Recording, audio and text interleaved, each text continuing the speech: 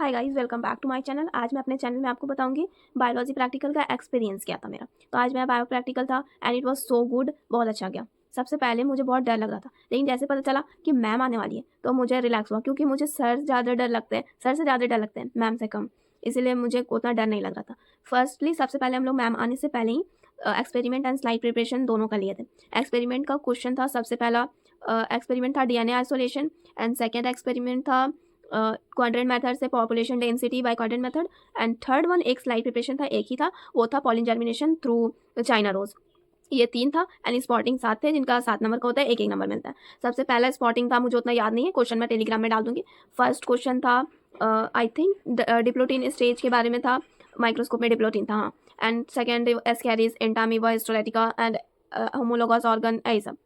And third one था and last जो सबसे इंपॉर्टेंट है, वाइवा किस चीज़ से, किस बारे में आता है, किस टॉपिक से आता है। तो सबसे पहला पूरा वाइवा डिपेंड था, पूरा नहीं, आई थिंक 90% वाइवा क्वेश्चन जो होते हैं वो प्रैक्टिकल से ही, मतलब प्रोजेक्ट से पूछते हैं, आपके प्रोजेक्ट के टॉपिक क्या है। तो सबसे पहले मेरा प्रोजेक्ट का टॉपिक था microbes in day to day life, तो उन्हीं से क्वेश्चन आया था। एंड कुछ बस मैं तो पहले मुझे पता था कि एक्सपेरिमेंट करने की मुझे याद नहीं करने का जरूरत नहीं है, क्योंकि मुझे पता था स्कूल के टीचर जो है वो करवा देंगे। तो अगर आपको भी लगता है आपके स्कूल के टीचर लिखवा देंगे तो उसको याद करने के में टाइम वेस्ट मत करना, उस टाइम हार्ड वर्क करने के सिवाय स्मार्ट वर्क कर लेना, कुछ और याद कर लेना, वाइवा के लिए तैयार कर लेना।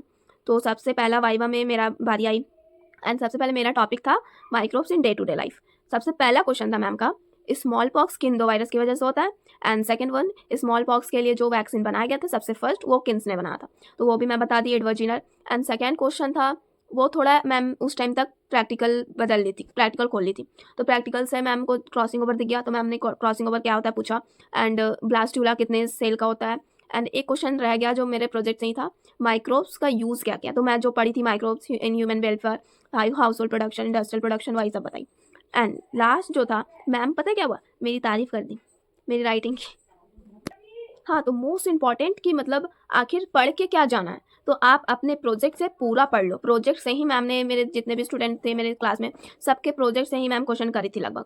कभी कभी अगर उनको प्रैक्टिकल से कुछ क्वेश्चन करना हो रहा था, तो जैसे कि चिल्ड इथेनॉल की यूज़ करते हैं, स्पॉटिंग से कुछ कुछ क्वेश्चन, डिप्लोटीन में क्या होता है, एंड NaCl की यूज़ करते हैं, डिशवाशर जेल की यूज़ करते हैं, ये सब पढ़ लेना। ये वीडियो मैं देख के गई थी यूट्यूब से ही। एक मिनट, इस पापा का कॉल था। तो मैं कहाँ थी कि आपको पढ़ के क्या जाना, तो मैं सबसे पहले 2 वीडियो देखी थी यूट्यूब से ही।